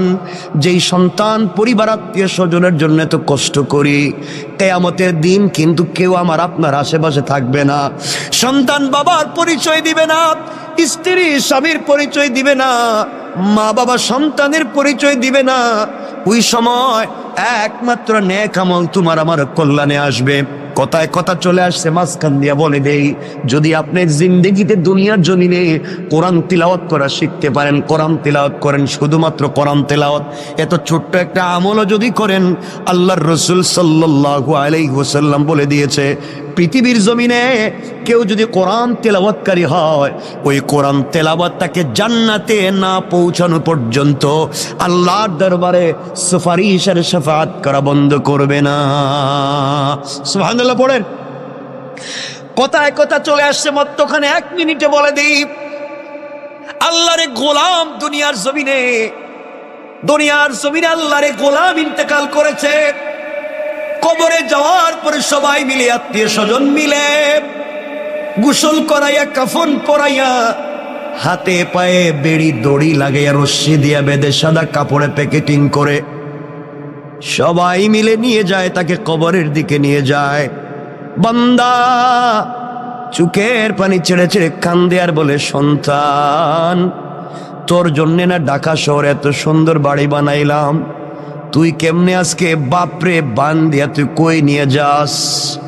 ও সন্তান, তোর জন্য না এত বাপ এত কষ্ট করলাম, তুমি আমারে আজকে কোথায় নিয়ে যাও, কোন কবরে? সন্তান বলছে হয়তো জুরাইন কবরস্থানে, আজিমপুর গুরুস্থানে, কোন জায়গায় নিয়ে যায়? সন্তান নিয়ে যায়, বাবা কাফনের ভিতর থেকে কান্দে, কেউ দুনিয়ার আওয়াজ শুনে না। ডাক দিয়া দেখে তার ভাইও তার খাটিয়ায় ধরছে। বাইরে ডাক দিয়া বলে, ভাই রে, আমার গলা না জড়াইয়া নাকি তুই ঘুমাইতি না?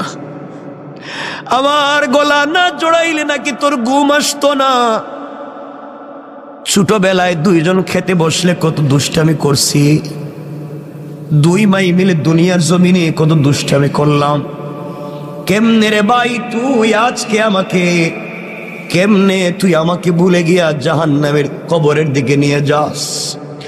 ভাইও কথা শুনবে না, তাকে দেখবে তার কলিজার টুকরা বন্ধু সেও খাটিয়ায় ধরে আছে, কবরের কাছে নিয়ে বলছে, মিনহা খালাকনাকুম ওয়া ফিহা নুঈদুকুম ওয়া মিনহা নুখরিজুকুম তারাতান উখরা।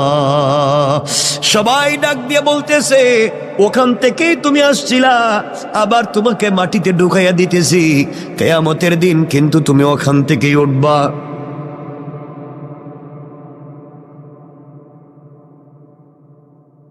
বন্ধু, কেউ তোমার কথা শুনবে না, আমার কথা শুনবে না। ওই সময় আল্লাহর গোলাম চিৎকার করে কান্না করে বলবে, ও গোলাম, আমার না ঘরে কত সুন্দর এয়ার কুলার, এয়ার কন্ডিশন ছিল, টাইস ছিল, সিরামিক ছিল, তুই আমার কই রাইখা যাস? সবাই মিলে তোমাকে আমাকে কবরের ভিতরে শোয়াইয়া দিবে, মাটি উপর দিয়া দিয়া যখন সবাই চলে আসবে, আল্লাহর গোলাম কবরের ভিতরে কাঁদতেছে। এমন সময় ফেরেশতারা এসে তাকে জিজ্ঞেস করছে, মার রব্বুকা, ও গোলাম বলো না তোমার রবকে? গোলাম তো ঠিক মতো উত্তর দিতে পারে না, কারণ দুনিয়ায় রবের পথে চলে নাই। দুনিয়ায় রব যেই পথের কথা বলছে গোলাম, ওই পথে গোলাম চলে নাই। আজ গোলামকে কবরের ভিতরে বলছে মার রব্বুকা, গোলাম জবাব দিতে পারে না। ফেরেশতারা বলছে, ওয়ামা দীনুকা, বলো না তোমার ধর্মের নাম কি, কোন ধর্ম নিয়ে আসছো? গোলাম জবাব পায় না। গোলামকে বলা হয়েছে, বলো না মান হাদার রাজুলু আল্লাযী বুইসা ফীকুম, ওই ব্যক্তির চিনুনি দেখো তো, যেই ব্যক্তিকে তোমাদের হিদায়াতের জন্য পাঠানো হয়েছিল। আল্লাহর রসুলের চেহারা এভাবে উঠাইয়া ধরে বলবে, দেখো তো এই লোকটারে চিনুনি? তুমি আমি যদি দুনিয়ার জমিনে রসুলের চরিত্র নিয়ে, রসুলের আদর্শ নিয়ে কবরে যাই, তাহলে ওই লোকটারে দেখাইলে আমরা চিনতে পারবো আমার রসুল। কবরে দেখাইলে বলতে পারবো, ইয়া রাসূলুল্লাহ, দুনিয়ায় না আপনাকে দিল দিয়ে ভালোবেসেছি, কবরে রসুলের চেহারা দেখে চিনতে পারবেন। আর যদি দুনিয়ার জমিনে সেই রসুলকে ভালোবাসতে না পারেন, আল্লাহর রসুলের চেহারা দেখানোর পরও তুমি আমি চিনব না। ফেরেশতারা যখন 3টা প্রশ্নের জবাব পায় নাই, তাকে আঘাত করার জন্য 70 জন অন্ধ ফেরেশতা, এক একজন ফেরেশতার ওই কাঁধ থেকে ডান কাঁধ থেকে বাম কাঁধে যেতে লাগবে 700 বছর। এমন 70 জন ফেরেশতা হাতের মধ্যে লোহার মুগুর নিয়ে দাঁড়িয়ে আছে, আঘাত করবে। 70টা সাপ বিচ্ছু দাঁড়িয়ে আছে, তাকে খেয়ে ফেলবে। চিৎকার করে আল্লাহর গোলাম কাঁদবে, তাও কেউ শুনবে না, কারণ এই দুনিয়ায় কাঁদলে তো কেউ না কেউ শুনবে, কিন্তু কবরে কাঁদলে কেউ কথা শুনবে না। ওই দিন একমাত্র রব শুনবেন। দুনিয়ায় রবরে শুনাইয়া যাও, কবরে গেলেও রব তোমার কথা শুনবেন। এমন সময় গোলাম দেখতেছে কবরের 2 পার্শ্বের মাটি অনেক দূর পর্যন্ত চলে গিয়েছে। এত দূর পর্যন্ত মাটি গিয়েছে, আল্লাহর গোলামকে আঘাত করবার জন্য, কবরের মাটি চাপ দেওয়ার জন্য এভাবে আসতেছে। এক পাজরের হাড় অপর পাজরে ঢুকে যাবে। আল্লাহর গোলাম চক্ষু বন্ধ করে দিয়েছে। চক্ষু বন্ধ করে চিৎকার করে ডাক দিয়া কবরের ভিতরে বলছি, আল্লাহ, কেউ নাই, এই বিপদে আমার সন্তানও নাই, সন্তান আমার বিছানায় ঘুমায়, স্ত্রী হয়তো অন্যের হাত ধরে অন্য কাউকে বিয়ে করে ফেলেছে, বা এগুলা হয়তো আমার সম্পত্তি এত মুহূর্তে বাগ বাটুয়ারা করে ফেলছে। আল্লাহ, আমার দোকানের গদিতে হয়তো আরেকজন বসে গিয়েছে। আমি মনে করছিলাম আমি ছাড়া মনে হয় দুনিয়া চলবে না, এখন দেখি আমি ছাড়া আমার ঘরও চলে, আমি ছাড়া আমার দোকানও চলে। আজ যে সন্তানেরা আমাকে ছাড়া চলতো না, এরাও দেখি এখন চলে। যে স্ত্রী আমাকে জড়িয়ে না ধরে ঘুমাইতো না, স্ত্রীও দেখি চলে। আল্লাহ, দুনিয়া তো আগের জায়গায় আছে, কিন্তু আমি যে নাই, আমার কথা কেউ মনে করে না। গোলাম কান্দে, চিৎকার করে কান্দে। এমন সময় দেখে তার পাজরে হাত এক পাশে ঢুকায় দেওয়ার জন্য কবরের মাটি যখন তাকে আঘাত করবার জন্য আসছে, চিৎকার করে কাঁদতেছে। হঠাৎ করে অনুভব করে তার বুকের উপরে কে যেন ছোট্ট ছোট্ট পা দিয়া হেঁটে যায়। কিরে, আমার বুকের উপরে আবার হাঁটে কে? চক্ষু খুলে দিয়েছে। চক্ষু খুলে দেখে সবাই যার যার জায়গায় দাঁড়িয়ে আছে, কেউ আর আঘাত করে না। আর তাকাইয়া দেখে তার বুকের উপরে সবুজ চড়ুই পাখির মতো একটা পাখি তার বুকের উপরে হেঁটে হেঁটে যায়। আল্লাহু আকবার।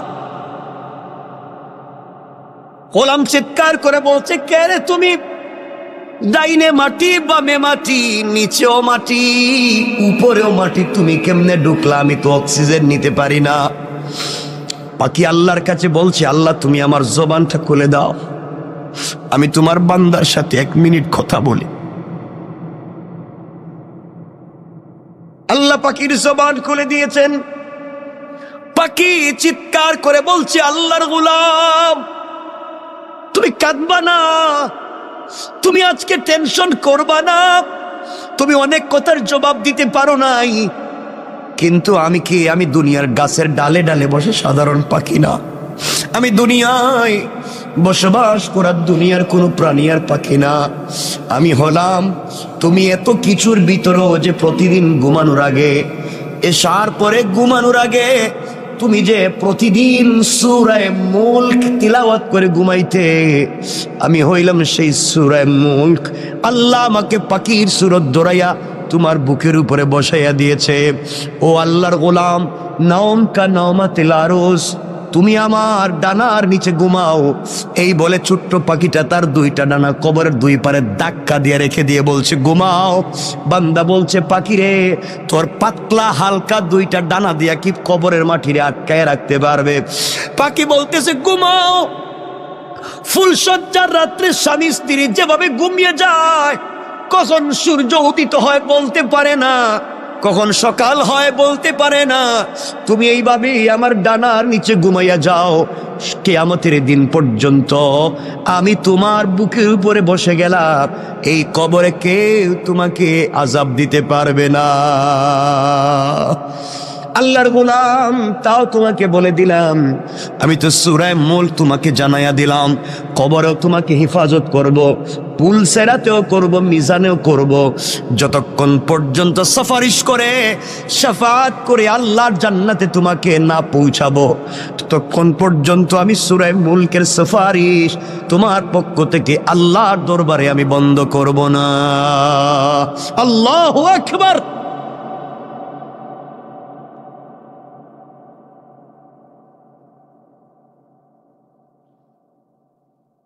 চিন্তা করেন। এই জন্য আল্লাহর গোলাম কথা লম্বা করতে চাই না, শুধু এতটুকুন বুঝাতে চাই, কার অহমিকায় পড়েছ? দুনিয়া তোমারে কেমনে এত পাগল করছে? দুনিয়া তোমার এত পাগল কেমনে করছে? গোলাম, সব না সৌন্দর্য এখানেই থাকবে।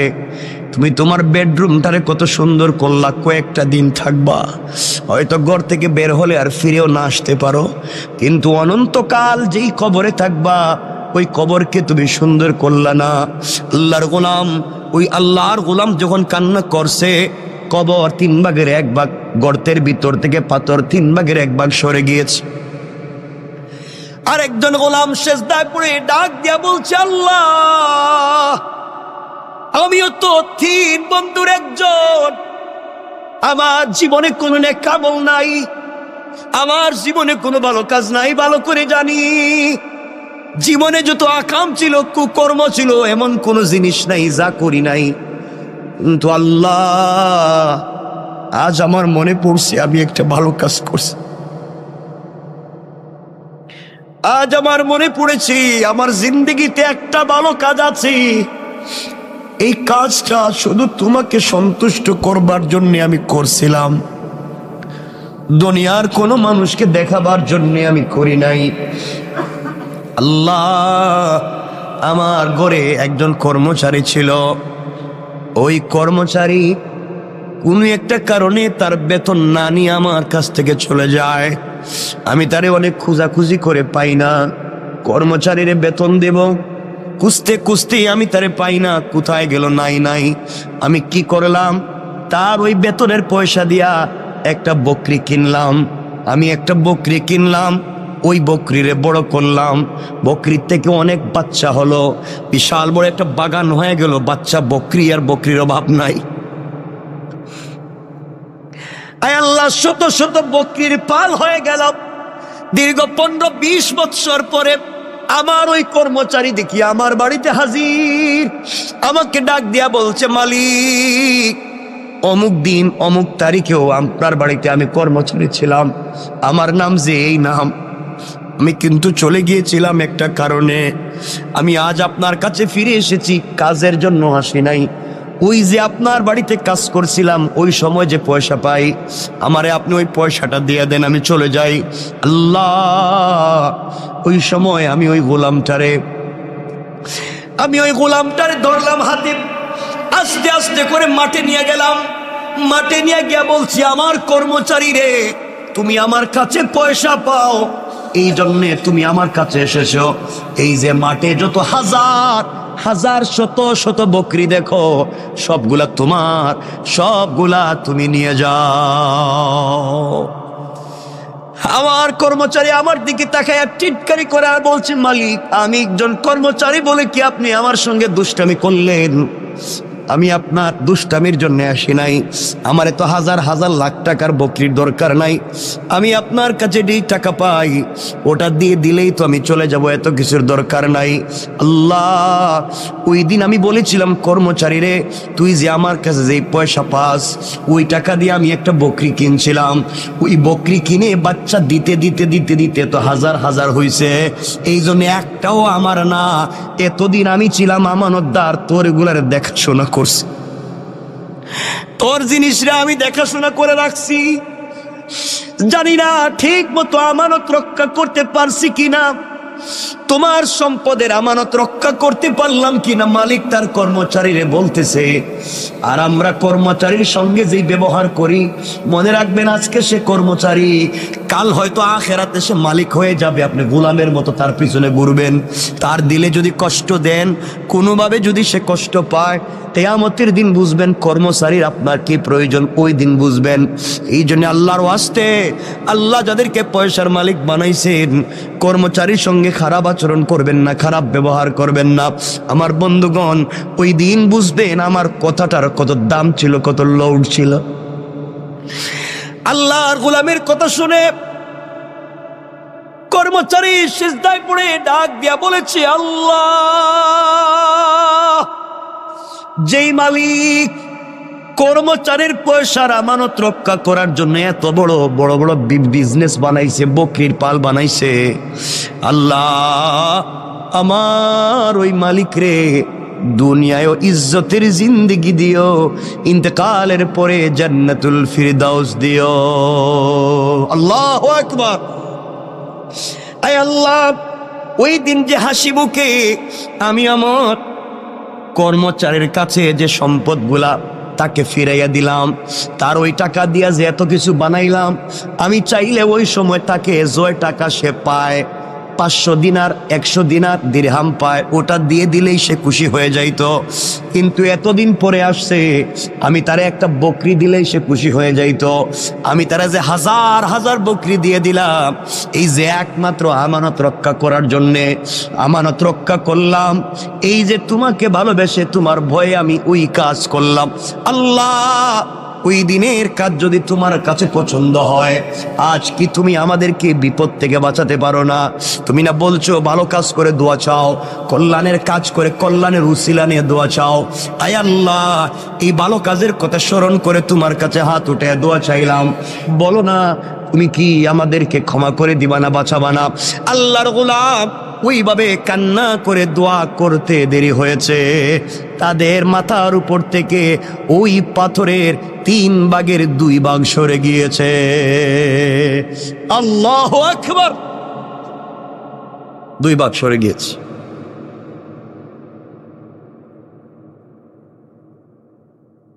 তারা অনেক ট্রাই করছে বের হওয়া যায় কিনা, দেখলো বাইরেও যায় না, ওই আরেকটা ভাগ যাইতেইব। 2 জন বন্ধু যখন আল্লাহর কাছে দোয়া করছে, আল্লাহ তাআলা তাদেরকে বাঁচাইয়া দিয়েছেন। 3 ভাগের 2 ভাগ পাথরটা গর্তের মুখ থেকে সরে গিয়েছে, আরেক ভাগ গেলেই তারা বাইর হইতে পারে।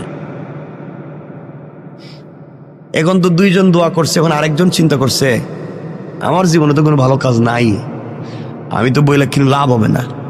2 বন্ধু মিলছে, দোস্ত তুইও কিছু ক, তা আমার জীবনে তো কোনো ভালো কাজ নাই, জানি আমি তো তোদের চাইতেও খারাপ।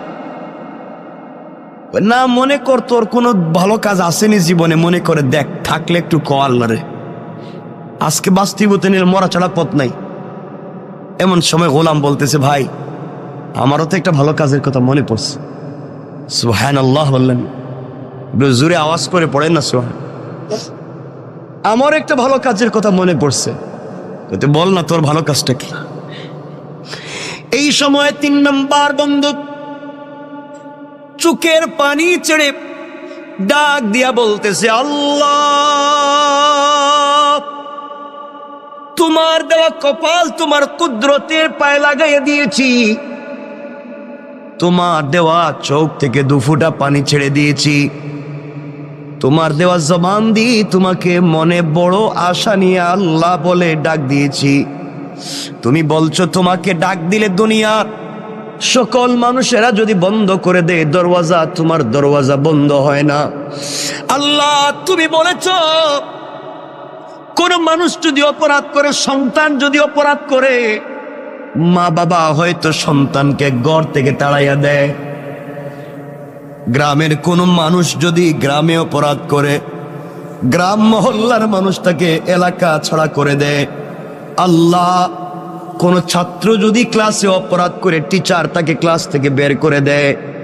কোন মুরিদ যদি পীরের সঙ্গে অপরাধ করে, পীর তাকে খানকা থেকে বের করে দেয়। আয় আল্লাহ, এমনকি যেই মায়ের পেট থেকে বের হয়েছি সেই মাও তার সন্তানটাকে তাড়াইয়া দিতে পারে। আল্লাহ কোন নবী তার উম্মতকেও তো তাড়াইয়া দিতে পারে। আয় আল্লাহ তুমি বলেছো সবাই আমার গুনাহগার গোলামরে তাড়াইয়া দিতে পারে, কিন্তু আমি রব তো আমার গোলামরে নিজের হাত দিয়ে বানাইছি। মা 10 মাস 10 দিন ভাড়াটিয়ার মতো একটা সন্তানরে পেটে নিছে, মাত্র 10 মাস 10 দিন। ওই মায়ের নাড়ি ছেড়া দন কিছু হলেই মা পাগল হয়ে যায়। গোলাম রে, তোর মা তো তোর হাত পা বানায় নাই, তোর মা তোর অক্সিজেন দেয় নাই, তোর মা তোরে নাক কান চোখ মুখ দেয় নাই। ও বান্দা, তোর মা তোরে লাঞ্চ কিডনি বাল পিত্তথলি কিছুই দেয় নাই, সব তো আমি আল্লাহ দিছি।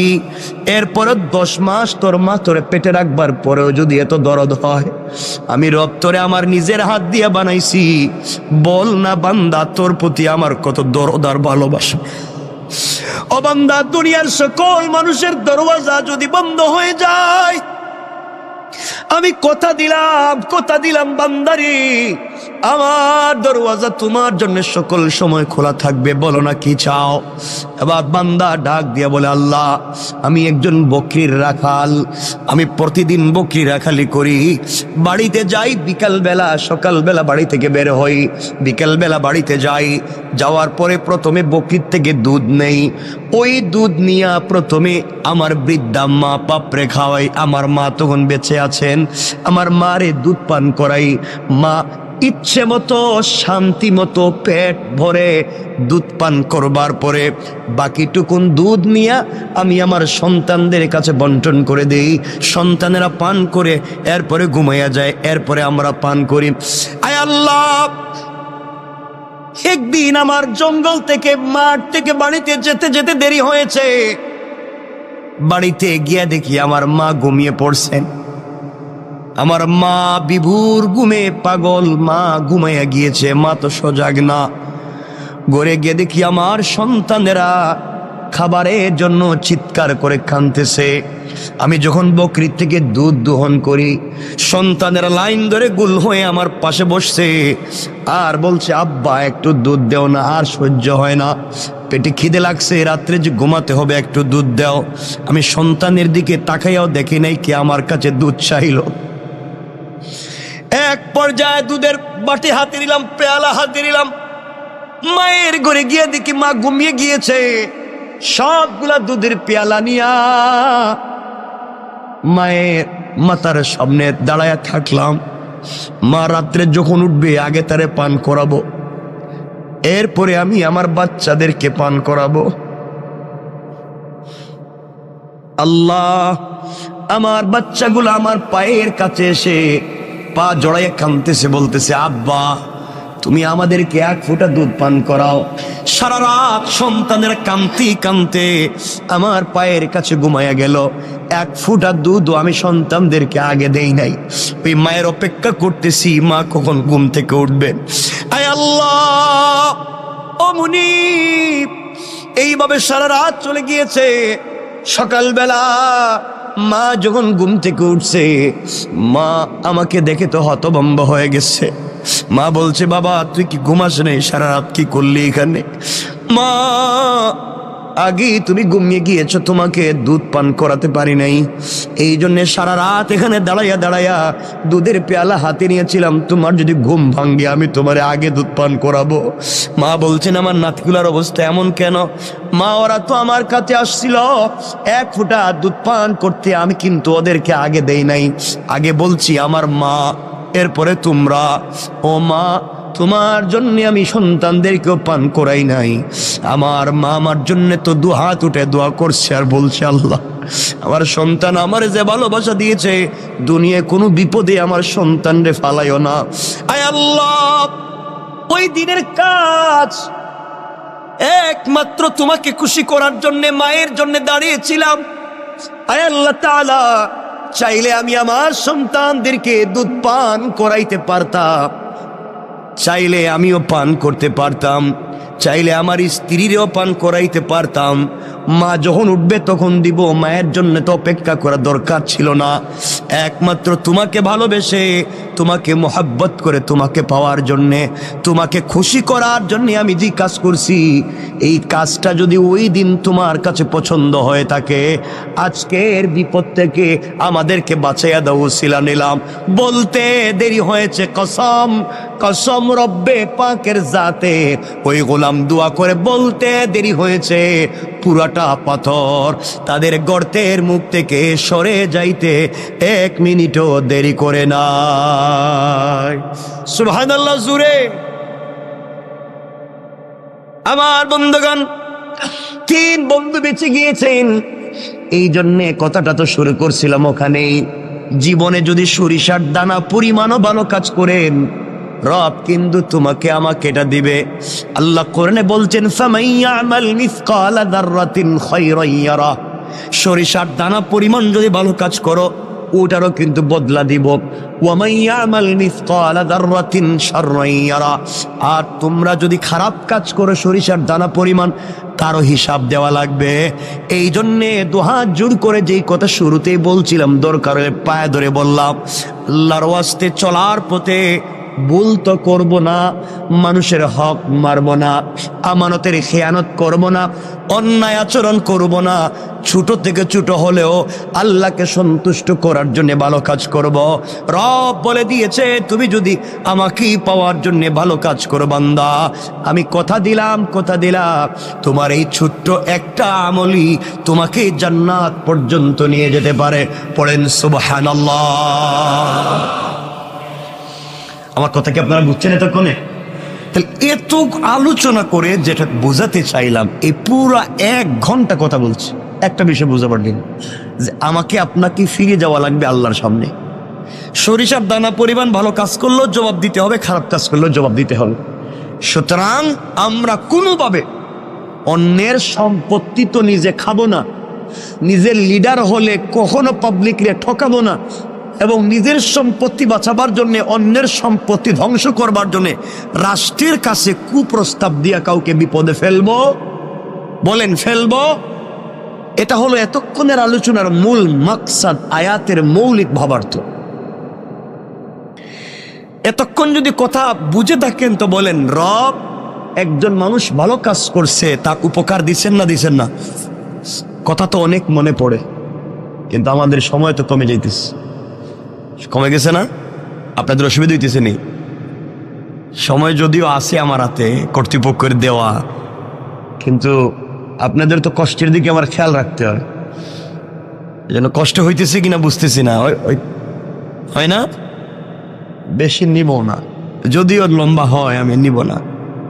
কথা বলতে চাই, রব বলেছেন উপকার করলে তিনি দিবেন কি দিবেন না? বলেন না, দিবেন। কথাটা শোনেন, হাসান বসরি রহমতুল্লাহ আলাইহির মালফুজাত থেকে পাওয়া যায়। একবার হাসান বসরি রহমতুল্লাহ আলাইহ কবরের পাশ দিয়ে যাচ্ছেন, খুব বুঝবেন, কবরের পাশ দিয়ে যাইতেছে। চিন্তা করলেন, কবরের কাছে গিয়ে চিন্তা করলেন, একটু মোরাকাবা করে দেখি তো কবরের মানুষ কেমন আছে। মোরাকাবা করলেন, করে দেখেন কবরের মানুষ খুব খুশি, হাসি খুশি, কেউ কষ্টে আছে, কেউ দুঃখে আছে। আর এর মধ্যে একজন মুরব্বী, কবরের ভিতরে তার খুব আযাব হইতেছে।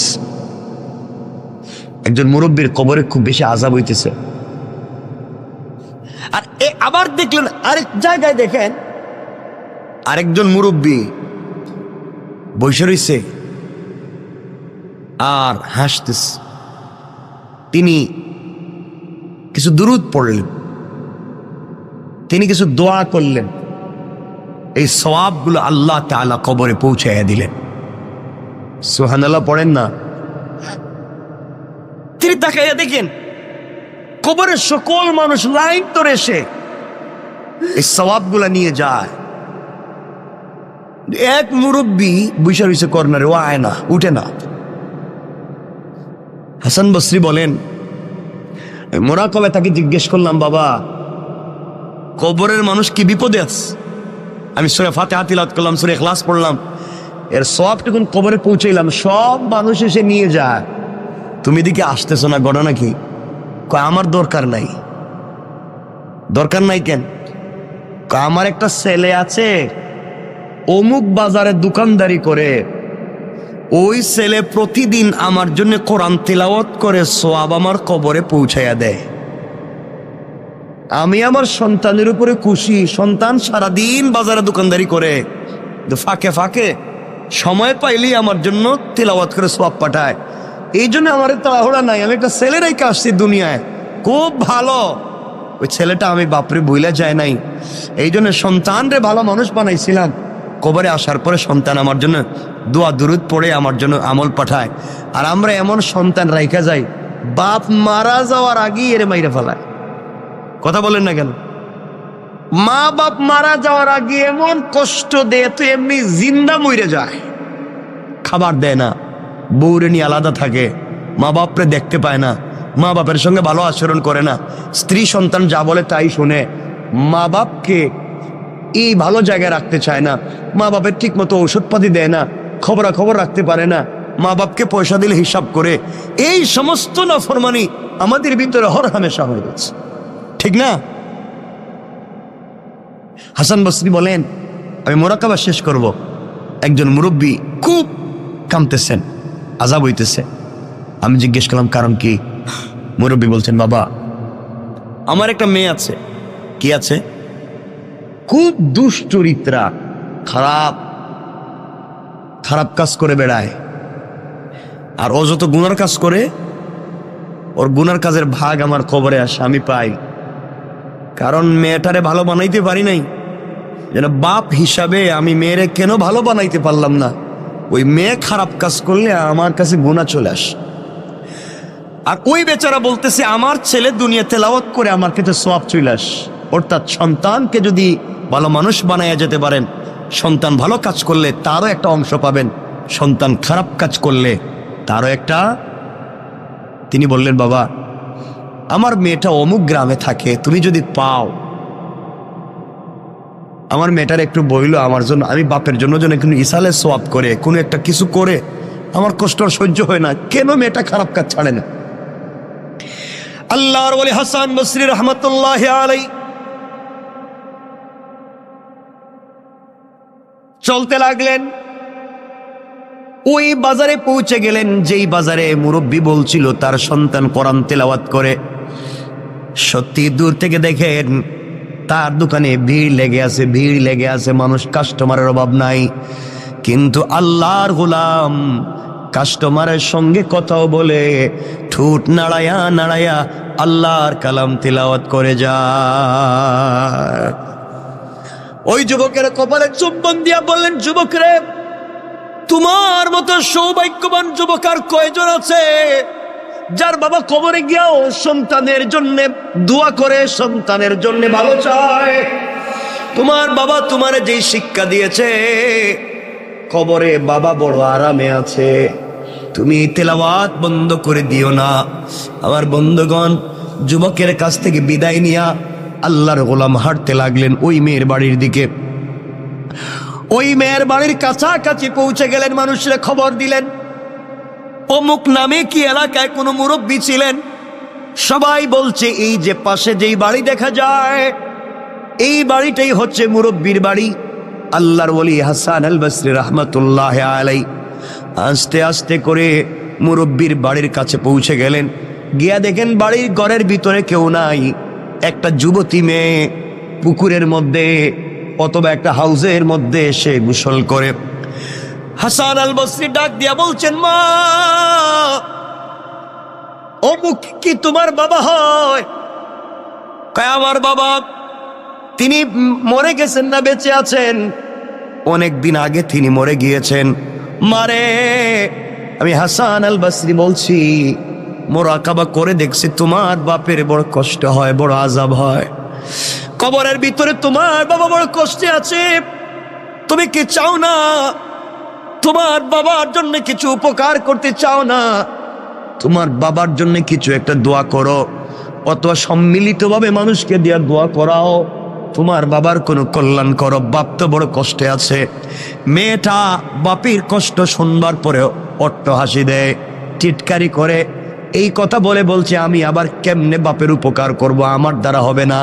ওই বাপরে আমি কেমনে করব? আমার জীবন, আমার যৌবন, আমি যেভাবে মন চায় সেভাবে চলবো, আমি কেন তার জন্য উপকার করতে যাব? ও হাসান আল বসরি, আপনি বলেছেন আমি যেন গুনাহ ছেড়ে দেই, আমি কিসের গুনাহ করি? আমি তো জীবনটাকে এনজয় করি। আপনার আবার কি আসে যায়?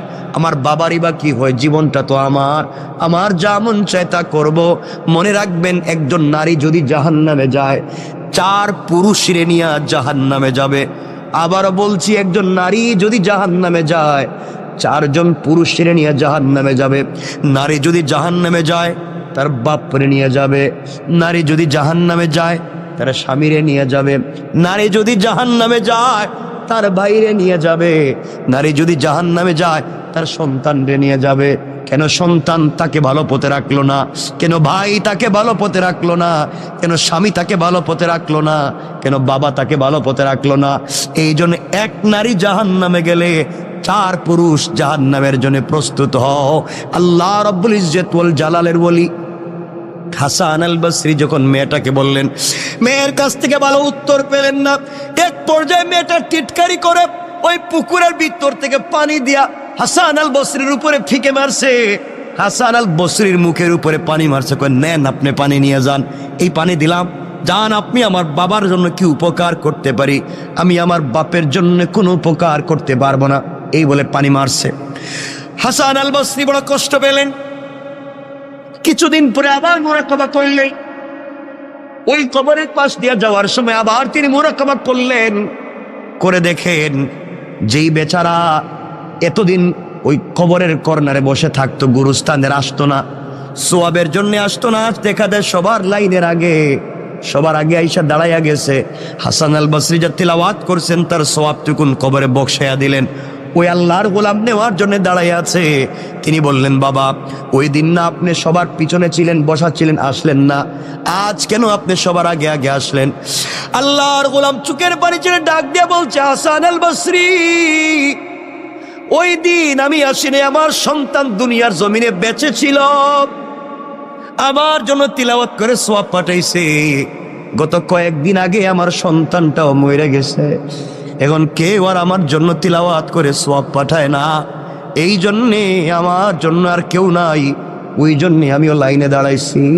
ও বাবারা, এই জন্য সন্তান রে ভালো মানুষ বানাইয়া যাও, অথবা অন্যের সন্তান রে হাফিজ আলিম বানাইয়া যাও, অথবা মসজিদ মাদ্রাসার সঙ্গে সম্পর্ক রেখে যাও।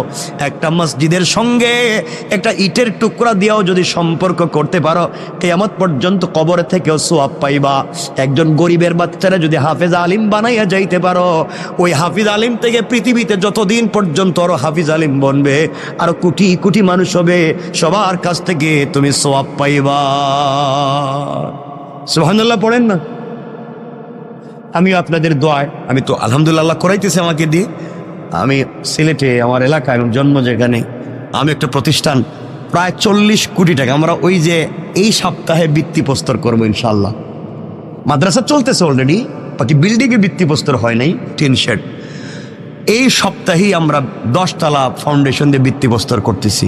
এখানে 100 জন ইয়েতিম, একেবারে ইয়েতিম বাচ্চাকে আমরা টোটাল হাফিজ আলিম আমাদের খরচে বানাবো ইনশাল্লাহ। 100 জন, এভাবে চলতে থাকবে। আমরা নিচে মসজিদ করতেছি 2 তলা পর্যন্ত, উপর থেকে মাদ্রাসা করতেছি, মহিলাদের জন্য আইটি করতেছি, কারিগরি করতেছি, মহিলাদের জন্য এবং বাচ্চা পুরুষের জন্য আমরা একটা মিক্স, আমরা একটা ভালো ব্রিটিশ কারিকুলামে আজহার এবং মদিনার আদলে একটা ইংলিশ মিডিয়াম ইন্টারন্যাশনালি একটা মসজিদ, মাদ্রাসা এবং স্কুলকে একীভূত করে একটা শিক্ষা সিলেবাস তৈরি করতেছি। আল্লাহ যেন কবুল করে, দোয়া করবেন। এটা এই শহরে করার ইচ্ছা ছিল এবং এই শহরেই করতে চাইছিলাম এবং শুরুও করেছিলাম। আল্লাহ চাইলে এই শহরেও আমাকে দিয়ে খুব তাড়াতাড়ি আমরা করে ফেলবো ইনশাআল্লাহ, ইনশাআল্লাহ। এই মসজিদও তো মাদ্রাসা আছে না? নাই? চমৎকার একটা মাদ্রাসা আছে, কতগুলো বাচ্চা এখানে পড়ে, আমার খুব ভাল লাগে, বাচ্চাদের পড়া খুব ভাল লাগে, ওরা তো গুনাহ নাই তো, এজন্য ওদেরকে সময় দিবেন, মাদ্রাসার দিকে খেয়াল রাখবেন, জীবন উল্পাল্টে যাবে একবারে। মাদ্রাসার দিকে খেয়াল রাখবেন তো ইনশাআল্লাহ সবাই? আমার বন্ধুগণ, কথা লম্বা হয়ে যাচ্ছে। আল্লাহর ওলি বুঝলেন ওই বেচারার ছেলে মারা গিয়েছে, এই জন্য আর সওয়াব পাঠায় না।